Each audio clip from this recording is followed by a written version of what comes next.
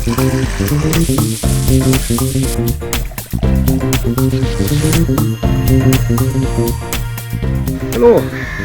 fel arfer byddwn ni'n neud arbrofion yn y pentref gwyddoniaeth ar faes y Steddfod yn yr haf, ond dyw hynny ddim yn bosibl heddi, felly croeso i gyfres o arbrofion yn yr ardd. Dros yr wythnosau nesaf, fe byddwn ni'n mynd ati i wneud nifer o arbrofion gwyddonol yma yn yr ardd. Felly cofiwch alw draw bob dydd Gwener 11 y bore i weld beth sy'n o'n blaenau ni. Thema'r arbrawf wythnos hon yw golau, a lle gwell i ddechrau na gyda'n seren agosaf ni, yr haul. A fe'r haul, llachar yn yr awyr. Ni weld beth sy'n digwydd i ole'r haul, pan mae'n gorfod teithio trwy dropau o ddŵr.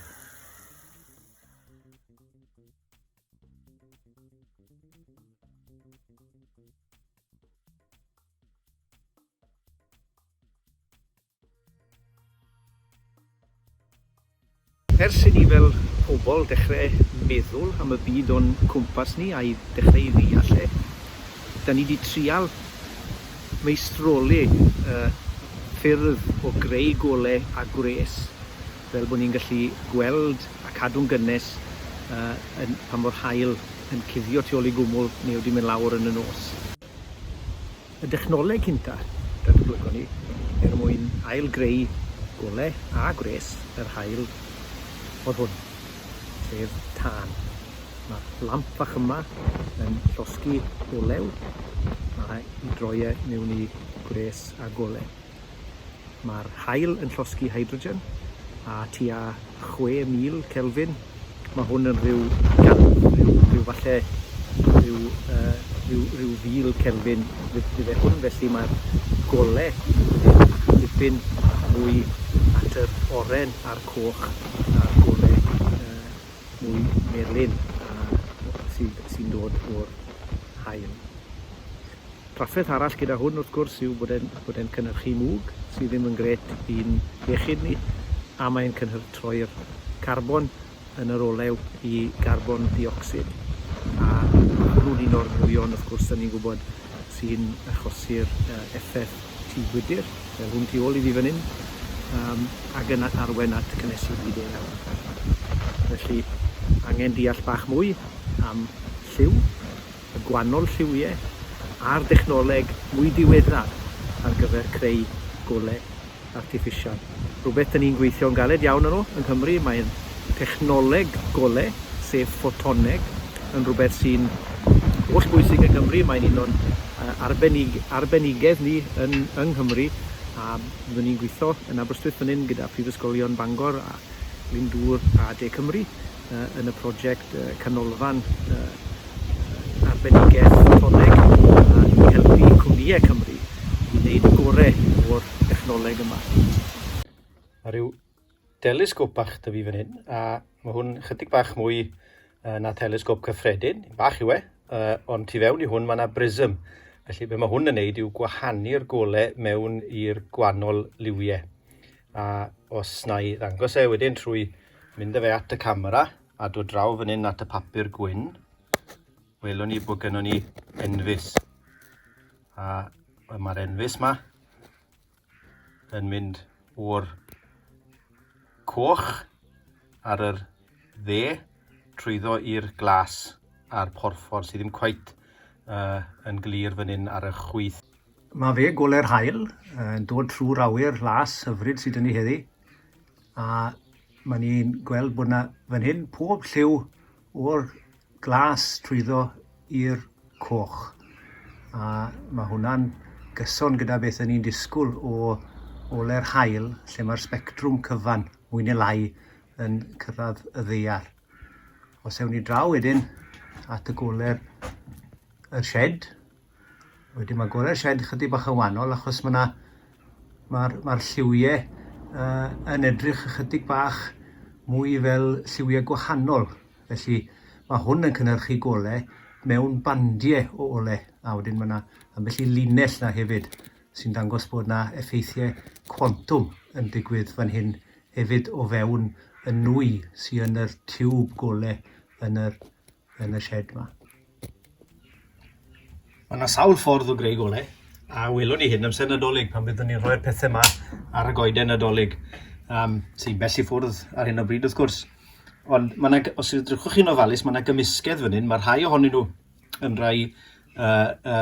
rai gwyrdd sy'n rai hen ffasiwn erbyn hyn, a rhai wedyn fel hyn, fan hyn, maen nhw'n rai gwyn. Mae rhain yn cynhyrchu golau mewn ffordd hollol wahanol. LEDs yw'r rhain, Light Emitting Diodes. Angen term Cymraeg falle gwell ar hwn, falle llai gynnig diod allyru golau neu DAG ar gyfer rhain, ac yn gweithio'n hollol wahanol. Welwch chi bod yr golau dyn ni'n cael allan yn nhw yn rhywbeth tebyg, ond mae'r voltedd dyn ni'n ddefnyddio a'r cerrynt yn dipyn wahanol, a byddwn ni'n edrych ar hwnna yn bach mwy manwl yn y man.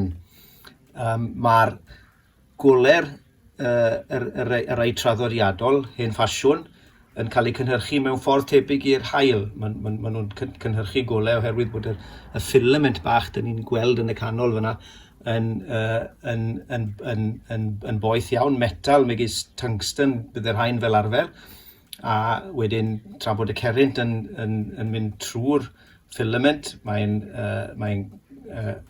cynhesu, a wrth iddo fe gynhesu, mae'n allyru golau, a wedyn fel mae'r tymheredd yn codi, mae'r golau, mae'r tonfedd ag amledd y golau yn symud o'r isgoch trwy'r coch a mewn i'r spectrwm gweledol.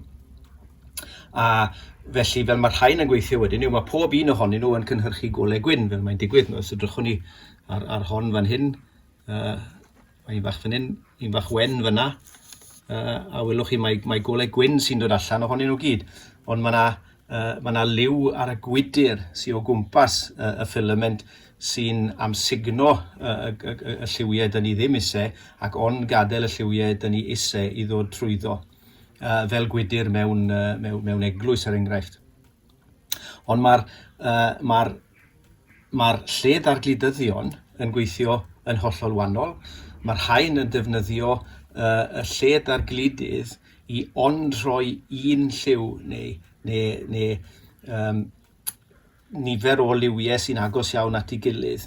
Felly mae'r rhain yn dipyn mwy effeithiol ac yn defnyddio llawer iawn yn llai o bwer na'r rai traddodiadol. A ewn ni edrych ar hwnna mewn chydig bach mwy o fanylder yn yr arbrawf nesaf, a hefyd nes ymlaen. Mae fe spectrwm y cefndir ar papur gwyn. Wedyn, os ai fyny fan hyn wedyn, mae fe'r golau traddodiadol. Dal chydig bach o'r goleuadau arall, ond mae'r mwyaf ohono fe yn y coch. Os ai draw wedyn at hwn, mae hwn yn gul.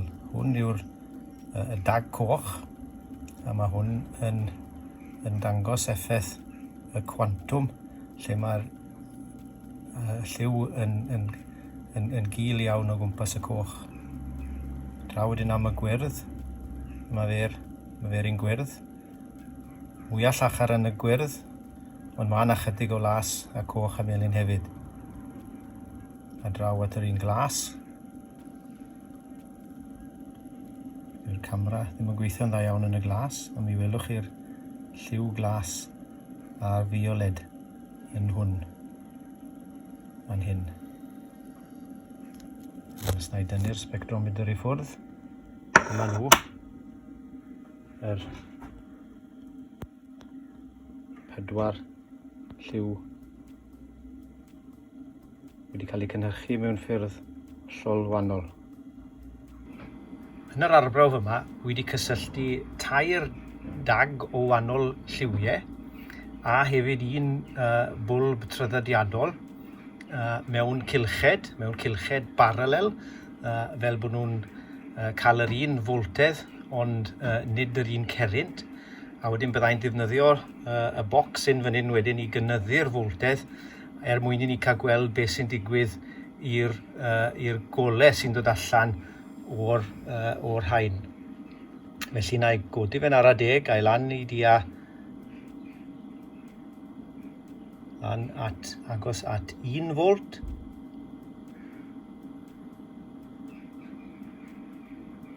A welwn ni ar tua 2 volt mae'r golau coch yn dechrau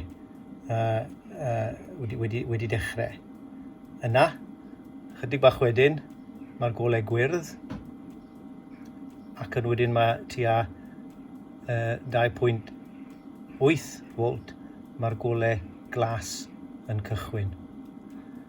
Mae'r bwlb traddodiadol yn neud rhywbeth bach yn wannol. Mae hwnnw dim ond yn dod mwy llachar yn ara 10 fel mae'r voltedd yn cynyddu. Os newn ni stopio tua 6 volt, mi welwn ni bod y dair dag yn llachar iawn, ond bod dipyn o ffordd gyda'r un draddodiadol i fynd i gyrraedd yr un lefel o ole. Mae'r broses yn wannol, mae'r lled a'r glidydd yn cynhyrchu trydan, cynhyrchu golau o'r trydan mewn ffordd dipyn mwy effeithiol na'r filament poeth. Felly o'n nhw nôl lawr. Wel, yr un glas yn diffod, wedyn yr un gwyrdd, ac yn ôl ar un coch. Fan hyn wedi cysylltu un o'r diodau, yr un goch, i'r ffynhonnell voltedd fan hyn, a hefyd i'r amedr fan hyn sy'n mesur y cerrynt sy'n mynd drwy'r y ddeiod.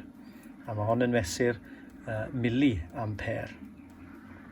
Felly os newn ni gynyddu'r voltedd, mi welwn ni tua 2 volt, ni'n dechrau gweld golau yn dod allan o'r ddeiod, ac erbyn i ni gyrraedd rhyw 4 volt, ni wedi cyrraedd 2 milliamp, sewn ni lan i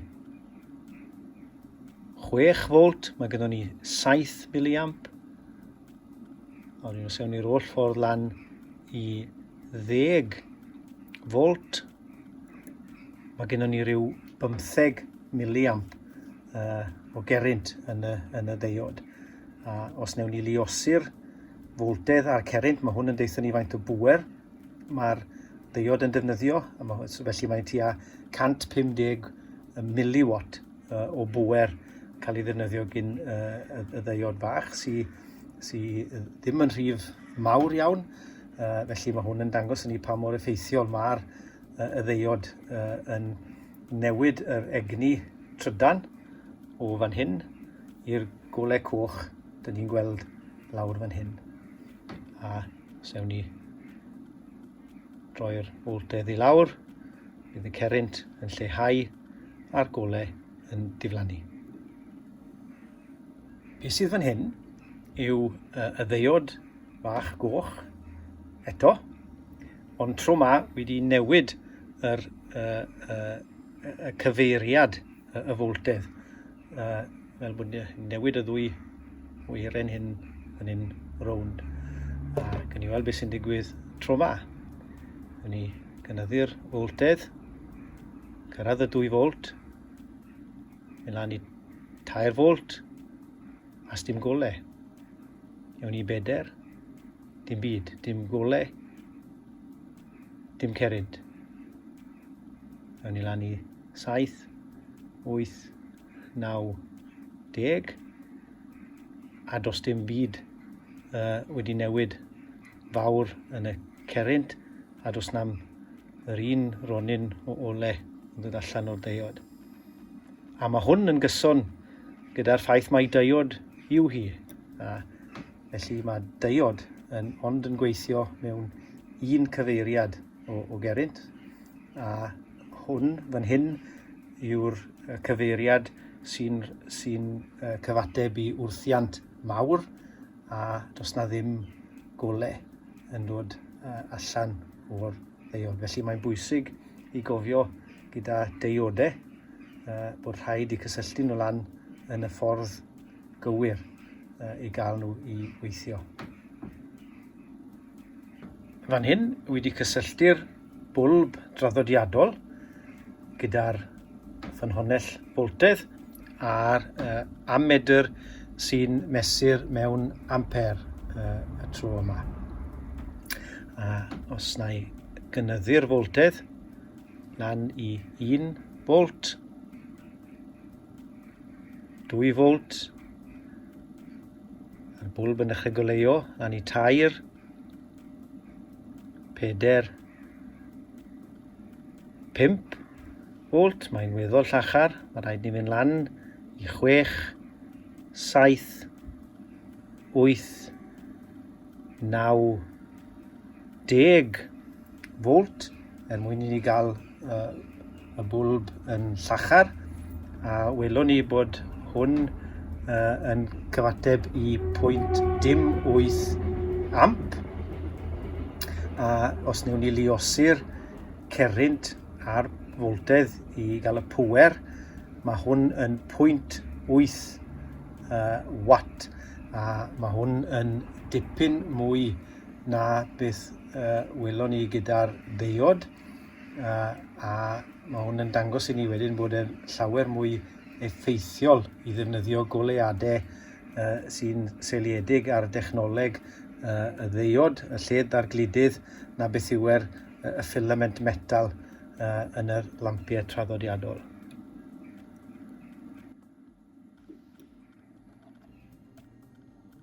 Mae ni'r bwlb eto wedi gysylltu yn y gylched, ond tro mae'r ddwy weiren wedi cael ei newid fel bod cyfeiriad y cerrynt trwy'r bwlb wedi newid.